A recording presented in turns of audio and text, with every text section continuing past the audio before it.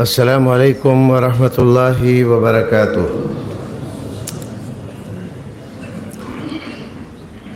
ان الحمد للہ نحمده ونستعینه ونستغفره ونعوذ باللہ من شرور انفسنا ومن سیئات اعمالنا من يهده الله فلا مضل له ومن يضلل فلا هادي له وأشهد أن لا إله إلا الله وأشهد أن محمدًا عبده ورسوله أما بعد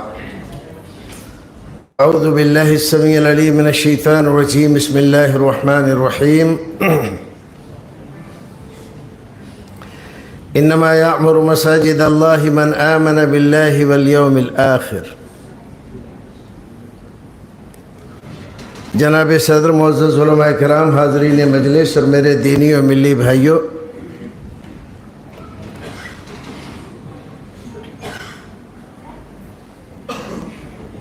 ہماری جماعت کی تاریخ میں یہ مسجد جس میں ہم اور آپ اس وقت بیٹھے ہوئے ہیں ایک تاریخی حیثیت رکھتی ہے۔ اس کے بیدار مغز متولیان ٹرسٹیان کے تعاون سے ہماری صوبائی جمعیت ممبئی عظمیٰ ہر سال جو عظیم الشان کانفرنس سے قائم کرتی ہے، اللہ رب العزت ان کے حوصلوں کو جوان رکھے اور یہ سلسلہ برابر جاری رہے۔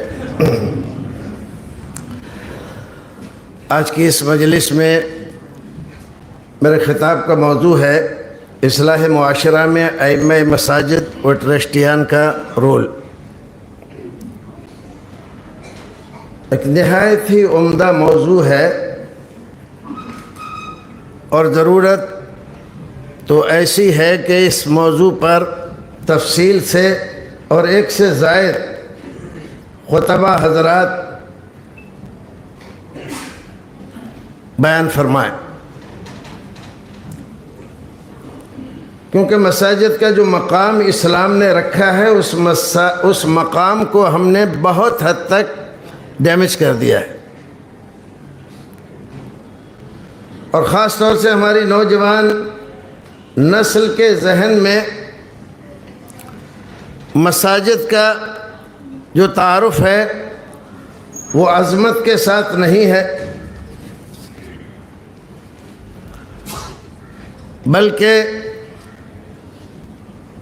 کچھ اس انداز کا ہے کہ یہاں پر وہ لوگ جن کو اور کوئی کام نہیں رہتا ہے وہ لوگ یہاں رہتے ہیں، اور وہی لوگ یہاں پر شور شرابہ کرتے رہتے ہیں،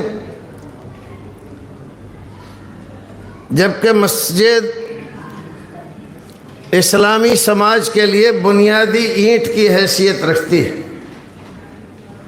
کہیں بھی آپ مسلم آبادی دیکھیں، اگر مسجد اس میں نہیں ہے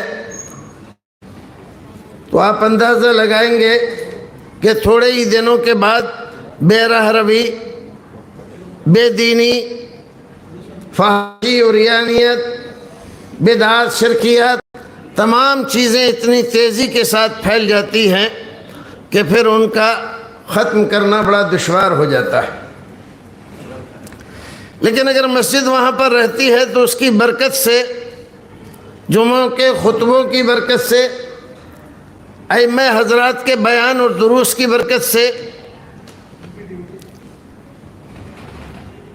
یہ برائیاں منہ چھپائے بیٹھی رہتی ہیں۔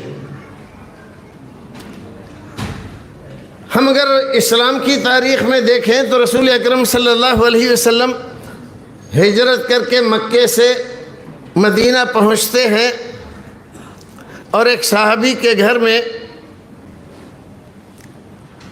آپ رہتے ہیں۔ وہ اپنی بڑی عزت سمجھتے ہیں کہ رسول اکرم میرے گھر میں مہمان ہیں۔ اللہ کے رسول نے اس سے پہلے کہ اپنے ازواج مطہرات کے رہنے کے لیے گھر بنائیں، اس سے پہلے اللہ کے گھر کی بنیاد رکھی اور مسجد بنائی۔ آپ کے رہنے کے لیے مکان نہیں ہے، آپ خود دوسرے کے گھر میں پناہ لیے ہوئے ہیں، اور ایسے میں آپ نے مسجد کی تعمیر کرائی، اور اس مسجد کی تعمیر میں جس انداز سے آپ نے شرکت فرمائی اور صحابہ کرام نے جس انداز سے اس میں خدمت کی، یا جس آج کے زبان میں کہتے ہیں کار سیوا کی، وہ اسلامی تاریخ کا ایک روشن باب ہے۔ خود رسول اکرم پتھر اٹھا اٹھا کر اپنے کندھے پر لے کے آ رہے ہیں تو صحابہ کرام کہتے ہیں اللہ کے رسول آپ یہ کیا کر رہے ہیں، آپ تشریف رکھیے، ہم ہیں نا کام کرنے کے لیے۔ تو رسول اکرم فرماتے ہیں کہ تم لوگ چاہتے ہو کہ سارا ثواب تم ہی لے جاؤ، میں ثواب حاصل نہ کروں؟ اور اس طرح سے رسول اکرم نے صحابہ کرام کے حوصلے بڑھائے، نیکی حاصل کرنے کے لیے، ثواب حاصل کرنے کے لیے، مسجد کی تعمیر کے لیے ان کو جوش و جذبہ دلایا، اور پھر وہ مسجد کی تعمیر ہو گئی۔ اور اللہ رب العزت کو اتنا پسند آیا یہ کام کہ اللہ رب العزت نے قرآن شریف میں اس کے بارے میں آیتیں نازل فرمائیں۔ لَمَسْجِدٌ أُسِّسَ عَلَى التَّقْوَى مِنْ أَوَّلِ يَوْمٍ أَحَقُّ أَن تَقُومَ فِيهِ رِجَالٌ يُحِبُّونَ أَن يَتَطَهَّرُوا وَاللَّهُ يُحِبُّ الْمُتَطَهِّرِينَ۔ مسجد تعمیر ہوئی۔ آج کل ہماری یہاں مسجد کا تصور کیا ہے؟ صرف 5 وقت کی نماز پڑھ لینا۔ رسول اکرم صلی اللہ علیہ وسلم نے مسجد کے ساتھ یہ تصور نہیں باندھا۔ ایک حکومت کے لیے، ایک اسلامی سماج کے لیے جتنی ضرورتیں، جتنے مسائل ہو سکتے ہیں، ہر ایک مسئلے اور ہر ایک ضرورت کے پورا کرنے کے لیے رسول اکرم نے مسجد کو استعمال کیا۔ لوگوں کے جھگڑوں کے فیصلے ہوں، آپسی ناراضگیاں ہوں، باہر کے لوگ ہوں جو اسلام کو سمجھنے کے لیے آ رہے ہوں، یا دور دراز سے کسی نواب، امیر یا کسی قبیلے کے سردار کا کوئی وفد آیا ہو، ان تمام کا استقبال آپ نے کہاں فرمایا؟ مسجد میں۔ کہاں رکھا ان کو؟ مسجد میں۔ بعض مجرمین جو پکڑ کے لائے گئے ان کو کہاں رکھا؟ مسجد میں۔ آپ نے ثمامہ کا واقعہ بہت سنا ہوگا علماء کرام سے۔ مسجد کے ایک ستون ہی سے باندھ کے ان کو رکھا گیا تھا، اور ہر وقت اذان ہوتی جب مسلمان آتے، نماز پڑھتے اور چلے جاتے، اور وہ دیکھتے رہے۔ اور پھر تیسرے دن کیا ہوا؟ اللہ کے رسول نے کہا کہ ان کو آزاد کر دو، جاؤ ثمامہ اب تم جا سکتے ہو اپنے گھر۔ تو وہ گئے، باہر نکلے، لوگوں سے پوچھا پانی کہاں ملے گا، غسل کیا، نہائے دھوئے، اور پھر آپ کی خدمت میں آئے۔ آپ نے کہا ہم نے تو تمہیں آزاد کر دیا، تم اپنے گھر جا سکتے ہو۔ کہا آزاد کہاں کر دیا، اب تو آپ نے مجھے قیدی بنا لیا ساری زندگی کے لیے۔ اور پھر بتلایا جب میں نکلا تھا اپنے گھر سے تو آپ کا دین، آپ کی یہ بستی کتنی ناپسندیدہ تھی میری نزدیک، لیکن آج حال یہ ہے کہ آپ کی شخصیت، آپ کی یہ بستی مدینہ اور آپ کا یہ دین جس کی آپ دعوت دے رہے ہیں، دنیا کی ہر چیز سے زیادہ مجھے محبوب ہے، اور ساری زندگی اسلام کی خدمت میں اس آدمی نے لٹا دی۔ یہ اثر اس کے اوپر کہاں سے ہوا؟ نماز مسلمانوں کی دیکھ کر، عبادت میں مشغولیت، اللہ رب العزت کی طرف رجوع مسلمانوں کا، یہ ساری چیزوں نے ایک کافر انسان کو جو بدترین دشمن تھا اسلام کا، اس پر یہ اثر کیا۔ آپ دیکھیں کہ ایک نجران کا ایک وفد آیا، رسول اکرم صلی اللہ علیہ وسلم نے ان کا استقبال کہاں کیا؟ مسجد میں۔ عیسائی لوگ ہیں، بات چیت ہوئی، اسلام کو سمجھا، بہت سارے سوالات کیے، آپ نے جوابات دیے۔ کہنے لگے کہ ہمیں نماز پڑھنا ہے۔ تو آپ نے کہا پڑھ لو، یہیں پڑھ لو، اسی مسجد میں پڑھ لو۔ کون سی مسجد ہے وہ؟ مسجد نبوی، بیت اللہ کے بعد سب سے زیادہ فضیلت والی مسجد، اللہ کے رسول کی مسجد، جس کو اللہ کے رسول اور صحابہ کرام نے تعمیر کیا ہے۔ اللہ رب العزت نے جس کی تعریفیں کی ہیں قرآن میں، کس کو نماز پڑھنے کی اجازت دے رہے ہیں؟ عیسائیوں کو۔ اور اسی نبی کے ماننے والے آج ہم ہیں کہ اپنی مسجدوں کے باہر سائن بورڈ لگا رہے ہیں کہ اس مسجد میں غیر مذہب والے کا آنا منع ہے، اگر آیا تو وہ خود ذمہ دار ہوگا نتیجے کا۔ اور ٹائٹل ہمارے ساتھ کیا لگا ہوا؟ عاشق رسول کا۔ ہمارے رسول یہ کر رہے ہیں اور ہم یہ کر رہے ہیں، کوئی نسبت ہمارے عمل میں اور رسول اکرم کے عمل میں کوئی ہے؟ پھر کیا ہوا؟ آپ دیکھیں کہ 10 سال کے مختصر عرصے میں 8ویں سال میں مکہ فتح ہو گیا، اور مکہ فتح ہونے کے بعد جو کفر کا سب سے بڑا قلعہ تھا وہ ڈھہ گیا، ان کا جھنڈا جھک گیا، اور پھر اس کے بعد پورے عرب کے خطے سے کوئی قوت ایسی نکل کر نہیں آئی جو اسلام کو چیلنج کرے، مسلمانوں کے سامنے کھڑے ہونے کی سکت کرے۔ حنین والوں نے آخری کوشش کی، لیکن اس کو بھی اللہ رب العزت نے رسول اکرم و صحابہ کرام کی عظمتوں کے سامنے پاش پاش کر دیا۔ بھائیو عزیزو، مسجد کا کردار بہت عظیم ہے اسلام میں، اور اس کے کردار پر ایک زمانے میں سعودی میں رسالت المسجد کے نام سے ایک بہت بڑی کانفرنس ہوئی تھی، اور بڑے قیمتی مقالے اس میں علماء کرام نے پیش کیے تھے۔ ہمارے یہاں بھی ضرورت ہے کہ ایک کانفرنس اس انداز کی ہونی چاہیے کہ مسجد کا مقام و مرتبہ لوگوں کے سامنے اجاگر ہو کر آئے۔ آج ہم دیکھتے ہیں کہ اگر بچوں کو قرآن شریف کی تعلیم کے لیے کسی مسجد میں انتظام کرتے ہیں تو بچے ہی ہوتے ہیں۔ اگر وہ بھاگ دوڑ رہے ہیں ادھر ادھر اور کوئی محلے والا آ گیا تو مولوی صاحب کو بھی ڈانٹ لگاتا ہے اور بچوں کو بھی۔ مسجد اس لیے ہوتی ہے، مسجد میں بھاگ رہے ہو۔ ارے بھائیو، اللہ کے رسول صلی اللہ علیہ وسلم کی مسجد میں عید کے دن صحابہ کرام جنگی کرتب دکھا رہے ہیں۔ حضرت عائشہ دروازے میں کھڑی ہیں، اللہ کے رسول ان کے سامنے کھڑے ہوئے ہیں، اور وہ ان کے دوش مبارک سے دیکھ رہی ہیں، اور دیر تک وہ وہاں پر جنگی کرتب دکھا رہے ہیں، تلوار کیسے چلائی جاتی ہے اور کیسے بچا جاتا ہے۔ یہ کہاں ہو رہا ہے؟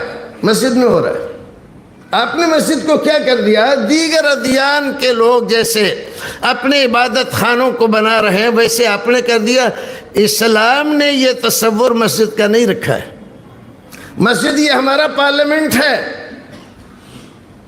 یہاں تمام فیصلے اسلامی سماج کے یہیں سے ہوں گے، اور یہاں کے جو ذمہ دار ہیں وہ علماء کرام ہیں۔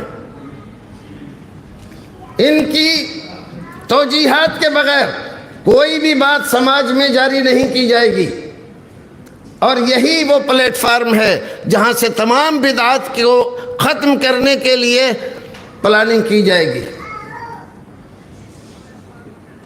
علماء کرام کو ابھارا جائے گا، یہاں سے دعوت دی جائے گی، اور یہی وہ جگہ ہے جہاں سے مسلمانوں کو تعلیم یافتہ بنایا جائے گا۔ آج کل ہمارے زمانے میں دیکھیے، اب ہمارے بہت سارے بھائی قریہ نگر ڈگر پھر رہے ہیں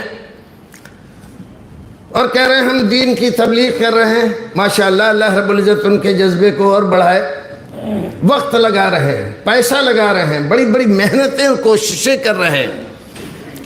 کہتے ہیں کہ بھائیو، بہت بری حالت ہے مسلمانوں کی، مسلمانوں کو کلمہ نہیں آتا، مسلمانوں کو سبحان اللہ نہیں آتا، مسلمانوں کو الحمد نہیں آتی، تو ہم جا کر ان کو سکھا رہے ہیں۔ بات تو بڑی اچھی ہے اور یقیناً صحیح ہے۔ دیہات کے علاقے میں آپ چلے جائیے، مسلمانوں کو واقعی کلمہ نہیں آ رہا، لیکن ذرا اس بات پر بھی غور کیا آپ نے کہ ان مسلمانوں کو کلمہ کیوں نہیں آ رہا ہے؟ اس کے پیچھے کیا کارستانیاں ہیں؟ اس کے اسباب کیا ہیں؟ وجوہات کیا ہیں؟ ان مساجد کو ہم نے اپنے غیر ضروری کاموں کے لیے تو استعمال کیا، اور اسلام نے جو نظام مساجد ترتیب دیا تھا اس کو ختم کر دیا۔ رسول اکرم نے سارا دین یہ جو ہمارا ممبر ہے اور یہ جو ہمارا محراب ہے، یہ جو مصلی ہے جس پر ہمارے ائمہ کرام نماز پڑھاتے ہیں، درس دیتے ہیں، یہیں سے دین پھیلایا ہے۔ آپ نے درس پر پابندی لگا دی، کوئی آدمی درس قرآن کرے، درس حدیث کرے، فوراً پابندی لگا دی جاتی ہے، نہیں کتاب ہوگی، درس قرآن نہیں ہوگا، درس حدیث نہیں ہوگی۔ اردو میں خطبہ سراسر ناجائز ہے، سنت کے خلاف ہے۔ اچھا جی، مسجد میں عورتیں بالکل ناجائز ہیں، فتنے کا باعث ہے۔ کوئی طریقہ، کوئی راستہ آپ نے تعلیم حاصل نہیں رکھا، چھوڑا آپ نے، سارے دروازے تو بند کر دیے۔ عورتیں ہمارے سماج کا آدھا حصہ ہیں۔ بچوں کو سب سے پہلے کلمہ پڑھاتا کون ہے؟ باپ نہیں پڑھاتا، ماں پڑھاتی ہے۔ نماز کون یاد کراتا ہے؟ ماں یاد کراتی ہے۔ اسلامی آداب و تہذیب سے کون واقف کراتا ہے؟ ماں کراتی ہے۔ اور ماں کے اوپر آپ نے پابندی لگا دی، وہ مسجد میں نہیں آئے گی، کہیں وعظ و نصیحت میں نہیں جائے گی، اور وہ خطبہ بھی نہیں سنے گی، عید میں بھی نہیں جائے گی، تو بتلائیے وہ دین کہاں سیکھے گی جو اپنے بچوں کو سکھائے گی؟ ہم نے مساجد کے کردار کو مسخ کر دیا، اس کو ایسا تباہ کیا کہ سارا سماج تباہ ہو گیا۔ اب ہم رو رہے ہیں کہ ہمارے مسلمان بھائیوں کو کلمہ نہیں آ رہا ہے، تو ذمہ دار تو ہم ہی ہیں، یہ سب کیا کرائے تو ہمارا ہی ہے۔ جو نظام تھا رسول اکرم کا، مسجد جو کام کر رہی تھی، اس کو آپ نے ایک ایک کر کے بند کیا، الگ الگ بہانے پیش کر کے۔ پھر سے وہ نظام آپ قائم کیجئے جو رسول اکرم کے زمانے میں تھا۔ فجر کی نماز پڑھنے کے بعد آپ صحابہ کرام سے پوچھتے، کسی نے کوئی خواب دیکھا ہے؟ کوئی بیان کرتا تو آپ اس کی تعبیر بتاتے، کسی نے نہیں دیکھا تو آپ فرماتے کہ میں نے دیکھا ہے اور اس کی تعبیر یہ ہے، اور اس میں دین کی باتیں بتلاتے۔ اس طرح سے دین لوگ سیکھتے تھے۔ لوٹا ڈنڈا لے کے دنیا میں پھرتے نہیں تھے۔ دین سیکھنے کا بغیر کسی خرچ کے، بغیر اضافی اوقات کے سب سے اچھا ذریعہ یہ مسجد ہے۔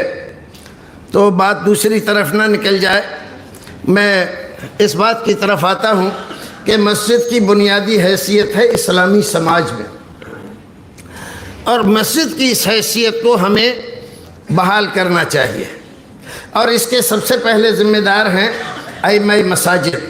ائمہ مساجد کے سلسلے میں بھی ہمیں بیداری لانی چاہیے۔ بہت سارے ہمارے ائمہ مساجد، معاف کیجیے گا تھوڑی بات اگر تلخ ہو جائے تو، بعض متولیوں کی بیجا سختی کے باعث وہ اپنے دل میں ہی بہت ساری باتیں گھونٹ گھونٹ کے اور زہریلا لقمہ نگلتے رہتے ہیں، تال میل نہیں ہوتا۔ نئے فارغین آتے ہیں ہمارے یہاں مدارس میں، ٹریننگ کا کوئی نظام ہے نہیں۔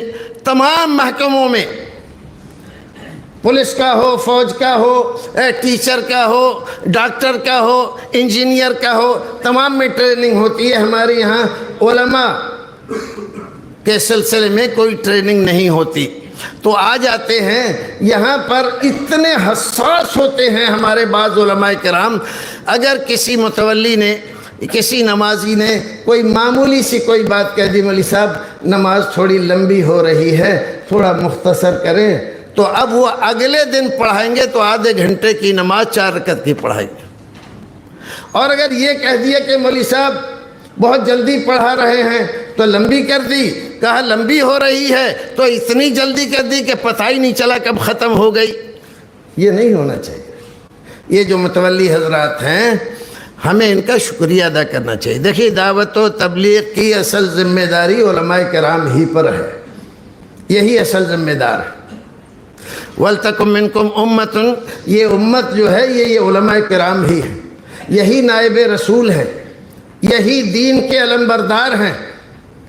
ہم مانیں یا نہ مانیں، ہم ان کا احترام کریں یا نہ کریں، ہم ان کی کھلی اڑائیں، ہم ان کا مذاق اڑائیں، ہم ان کو یوں چٹکیوں میں اڑائیں، کچھ بھی کریں، لیکن یہ حقیقت ہے کہ دین اگر قائم ہے اور قائم رہے گا تو علماء کرام کی برکت ہی سے رہے گا۔ ہزار خرابیاں ہمارے اندر ہو سکتی ہیں، لیکن اس کے باوجود دین اگر قائم ہے، مدارس اگر چل رہے ہیں، لوگ مسجدوں میں آ رہے ہیں نماز پڑھنے کے لیے، تو یہ سارا کچھ علماء کرام کی محنتوں پر نربھر ہے۔ تو ہمیں جیسے امام کی تعظیم اور اس کا احترام کرنا چاہیے، ویسے ہی علماء کرام کا بھی، لیکن علماء کرام کو بھی اتنا حساس نہیں ہونا چاہیے کہ ایک لفظ کسی نے کہہ دیا تو اسی پر وہ تلملا اٹھے اور فوراً رد عمل ظاہر کر دیا، تو یہ نہیں ہونا چاہیے۔ ہمیں ہمارے درمیان اور متولیان کے درمیان، ٹرسٹیان کے درمیان رابطہ اس طرح کا ہو کہ امام یہ سمجھے کہ یہ میرے فریضے میں، جو میری ڈیوٹی ہے، میری ذمہ داری ہے، اس ڈیوٹی میں یہ میرے سہائک ہیں، مددگار ہیں، میں اپنی ڈیوٹی ان کی مدد کے سہارے انجام دے پاتا ہوں، تو وہ شکریہ کے مستحق ہیں ہمارے۔ اتنا سارا نظام کرتے ہیں اور مسجد میں لائٹ کا، پنکھے کا، اس کا اس کا اور تمام چیزوں کا ظاہر امام تو نہیں کر سکتا، یہ ٹرسٹیان ہی کرتے ہیں۔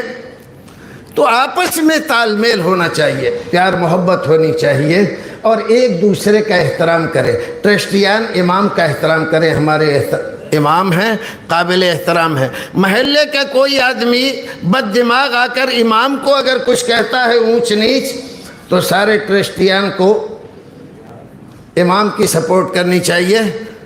اگر تجھے کوئی شکایت ہے تو ہم سے آ کے کہے امام صاحب کو ایک لفظ کہا تو خیریت نہیں ہوگی تیری۔ طریقہ یہ ہونا چاہیے۔ ہم یہ نہیں کہتے کہ امام جو چاہے کرتا پھرے، لیکن یہ بھی مطلب نہیں ہے کہ جس کے جو سمجھ میں آئے وہ امام کو کہہ دے۔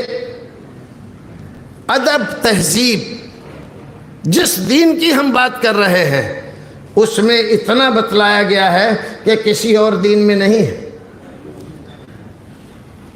رسول اکرم نے فرمایا من لم یرحم صغیرنا ولم یوقر کبیرنا فلیس منا، اگر بڑوں کی تعظیم نہ رکھے، چھوٹوں پر شفقت نہ کرے، تو اس کا ہم سے کیا تعلق ہے؟ نہ وہ ہمارا ہے نہ ہم اس کے ہیں۔ وہ تو ہماری سیرت پر نہیں ہے، ہماری سنت پر نہیں ہے، ہمارے سکھائے ہوئے آداب پر نہیں ہے، اس نے اپنا طریقہ الگ ہی نکال رکھا ہے۔ تو بھائیو عزیزو، دونوں کام مل جل کر ہونے چاہیے۔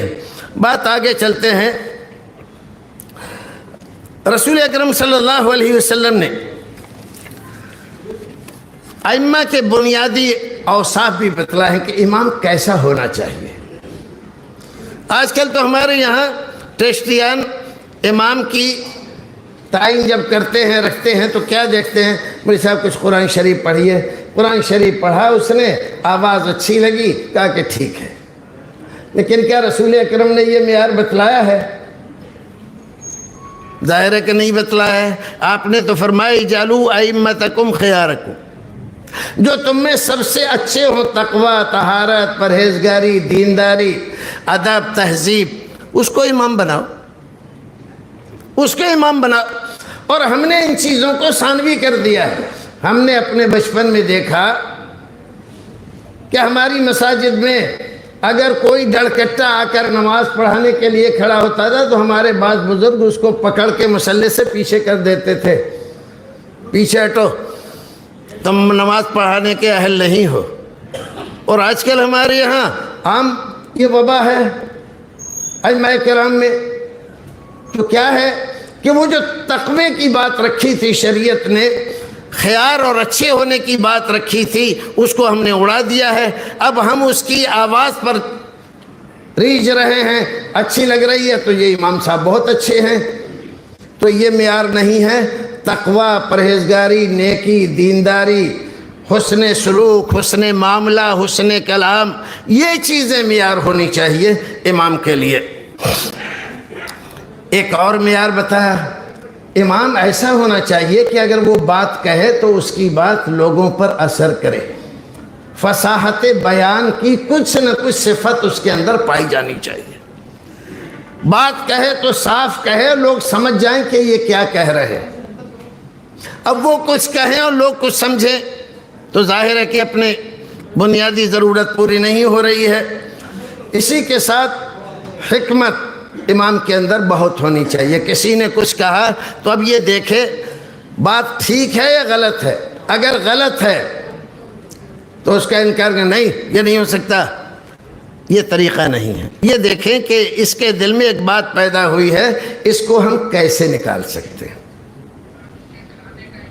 تو حکمت دیکھیے، وَمَن يُؤْتِ الْحِكْمَةَ فَقَدْ أُوتِيَ خَيْرًا كَثِيرًا، جس کو اللہ رب العزت نے حکمت کی صفت عطا فرما دی، اس کو بہت بڑے خیر سے نواز دیا اللہ رب العزت نے۔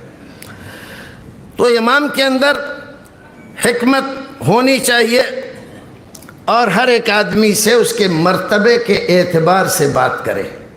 ایک آدمی بہت پڑھا لکھا بڑا کاروباری آدمی ہے، وہ کوئی بات کہہ رہا ہے تو اس پر خصوصی توجہ دے، اور ایک عام آدمی ہے جس کو دین سے تعلیم سے کچھ لینا دینا نہیں ہے، اس کے دماغ میں ایک بات آئی، کہیں سنی تھی، اس نے آ کے یہاں پر کہہ دی، تو کیا اس پر بھی اتنی ہی توجہ دے گا؟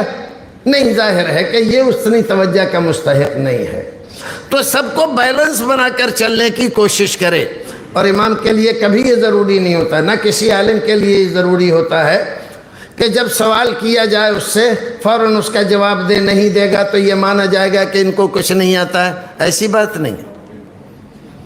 آپ کو نہیں آ رہا ہے یا مناسب نہیں آ رہا ہے، جواب تو آ رہا ہے، لیکن مناسب الفاظ اور مناسب اس کا کوئی موقع آپ کی سمجھ میں نہیں آ رہا ہے، تو آپ کہیے کہ ٹھیک ہے عصر میں بات کریں گے آپ سے۔ ظہر میں اس نے کہا ہے تو عصر میں بات کریں گے۔ اتنی دیر میں آپ اس کو اچھی طرح سے اس مسئلے کو دیکھ لیجئے، کسی عالم سے ڈسکس کر لیجئے، پوچھ لیجئے کسی تجربہ کار سے، ایسا ایسا مسئلہ آیا ہے، اس میں کیا کرنا چاہیے۔ اس میں کوئی خرابی نہیں ہے۔ 2 دن کے بعد آپ کے اس سوال کا جواب دیں گے، اس میں کوئی خرابی ہے؟ کوئی خرابی نہیں ہے۔ ہمارے ائمہ کرام نے، علماء اعظام نے لا ادری کو بھی علم قرار دیا ہے۔ لا ادری، میں نہیں جانتا، یہ بھی علم ہے، کم سے کم یہ تو جانتا ہے کہ یہ مسئلہ مجھے نہیں معلوم۔ اور بہت سارے لوگ تو ایسے ہیں وہ یہ بھی نہیں جانتے کہ یہ مسئلہ مجھے نہیں آتا ہے۔ کس کے ندانت وہ بدانت کہ بدانت در جہل مرکب ابد الدہر بمانت، نہ جانتے ہوئے بھی عالم بننے کا ناٹک کرتا ہے اور غلط مسئلے بتلا دیتا ہے۔ تو یہ نہیں ہونا چاہیے اس کو۔ تو تعنی، صبر، سکون اور مناسب وقت کا انتخاب کرے، کب یہ بات کہی جائے۔ اس طرح کی بات بہت سارے لوگوں کے دل میں ہے، لہٰذا ایسے موقع پر کہی جائے یہ بات کہ کئی لوگ سوال کرنے نہیں آئے، ایک بار کہہ دی جائے، سب لوگوں کی سمجھ میں آ جائے۔ اب دیکھیے کہ رسول اکرم صلی اللہ علیہ وسلم کے زمانے میں ایک آدمی آیا اور مسجد میں پیشاب کرنے لگا۔ صحابہ کرام دوڑے، ارے یہ کیا کر رہا ہے؟ سب لوگ فَذَبَرُوهُ، سارے لوگوں نے اس کو ڈانٹنا شروع کیا۔ اللہ کے رسول نے کہا چھوڑو رہنے دو۔ اس نے پیشاب کر لیا اچھی طرح سے۔ پھر اس کے بعد اللہ کے رسول نے پانی منگوایا اور اس پیشاب پر آپ نے پانی بہا کے اس کو زائل کرا دیا۔ دیکھیے کیا ہے کہ آپ اسوا ہیں ہمارے لیے۔ اب اگر اس آدمی کے جیسے سارے صحابہ کرام ڈانٹ رہے تھے، اب وہ کیا کرتا ہے؟ یا تو ایسے ہی کھڑا ہو جاتا ہے، یا وہ مسجد سے نکل کے جاتا۔ اور پیشاب ایک آدمی جب شروع کر دیتا ہے تو مشکل ہے اس کو روکنا، تو ساری مسجد گندی ہو جاتی، نہیں تو اس کے کپڑے گندے ہو جاتے۔ تو رسول اکرم صلی اللہ علیہ وسلم نے حکمت کے تحت کہا کہ نہیں، اس کو پیشاب کر لینے۔ پیشاب کر لیا اس نے، پانی سے وہ گندگی آپ نے بہا دی، اور پھر اس کے بعد اس کو بلایا اور فرمایا کہ ان هذه المساجد لم تبن لهذا، یہ مسجدیں اس لیے نہیں بنائی گئی ہیں کہ آپ یہاں پیشاب کریں، یہ تو تلاوت قرآن کے لیے، نماز کی ادائیگی کے لیے، اللہ کے ذکر کے لیے بنائی گئی ہے۔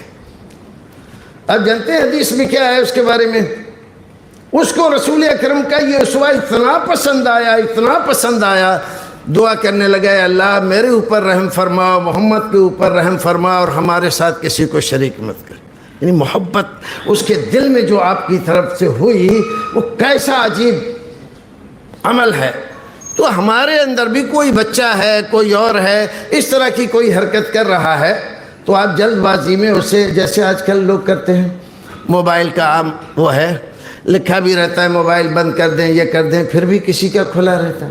تو کیسے نالائق لوگ ہیں، مسجد میں موبائل لے کے آ جاتے ہیں اور ایسا ہوتا ہے اور ویسا ہوتا ہے، اور جو آدمی زیادہ ہی اس پر ٹوکا ٹاکی کرتا ہے۔ ایک صاحب نے ایک واقعہ سنایا کہ ایک صاحب بزرگ تھے، پرانے نمازی تھے، تو موبائل کو لے کے ہمیشہ ہر دوسری تیسری نماز میں ان کا وعظ ہوتا رہتا تھا۔ ایک بار انہی کا موبائل بولنے لگا، اب کیا کریں؟ وہ تو سب کو برا بھلا کہتے تھے، کہنے لگے لوگ بھی کیسے عجیب پاگل ہیں، یہ بھی نہیں دیکھتے کہ نماز کا وقت ہے۔ برائی اپنے اوپر نہیں، وہ بھی لوگوں کے اوپر ڈال دی۔ بھائی تو اپنے کو جیسے آپ سمجھ رہے ہو ایسے دوسرے کو سمجھو۔ تو مسجد میں جو نظام ہونا چاہیے، سب سے بڑی چیز ہے کہ متولی اور امام وقفے وقفے سے بیٹھک کرتے رہیں۔